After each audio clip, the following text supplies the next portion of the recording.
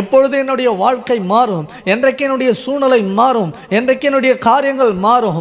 ஏன் இந்த சூழ்நிலை எனக்கு மட்டும்? ஏன் ஆண்டவரே இந்த காரியங்கள்? நான் ஜெபிக்கிறேன், உபவாசிக்கிறேன், கர்த்தருக்காக கொடுக்கிறேன், ஆண்டவரை தேடுகிறேன், இயேசுவை சார்ந்து வாழ்கிறேன், நம்பிக்கை வைத்திருக்கிறேன், எல்லாம் இருக்கிறது. ஆனால் என்னுடைய சிறையிருப்பு மாறவில்லை, என்னுடைய சூழ்நிலை மாறவில்லை, என்னை சுற்றியிருக்கிற அத்தனை காரியங்களும் மாற்றப்படாமல் இருக்கிறது என்ற ஒரு பெரிய கேள்வி உங்களுக்கு இருக்குமா? இருந்தால் உங்களை பார்த்து நான் சொல்கிறேன், நம்பிக்கையுடைய சிறைகளே, அரணுக்கு திரும்புங்கள், இரட்டிப்பான நன்மை தருவேன் என்று ஆண்டவர் உங்களை பார்த்து சொல்கிறார். அல்லேலூயா.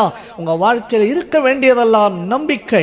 ஆண்டவர் மேல் வைத்திருக்கிற, இயேசுவின் மேல் வைத்திருக்கிற அந்த விசுவாசத்தையும் அந்த நம்பிக்கையும் இன்னும் அதிகப்படுத்தினால் உங்களுக்கான வாசல்களை கர்த்தர் திறப்பார். உங்கள் சூழ்நிலையை மாற்றுவார். நீங்கள் எதை குறித்து கலங்கிட்டு இருக்கிறீங்களா, உங்கள் கலக்கத்தை கர்த்தர் மாற்றுவார். உங்களை ஆசீர்வாதமான ஒரு பாத்திரங்களாக கர்த்தர் அலங்கரிக்க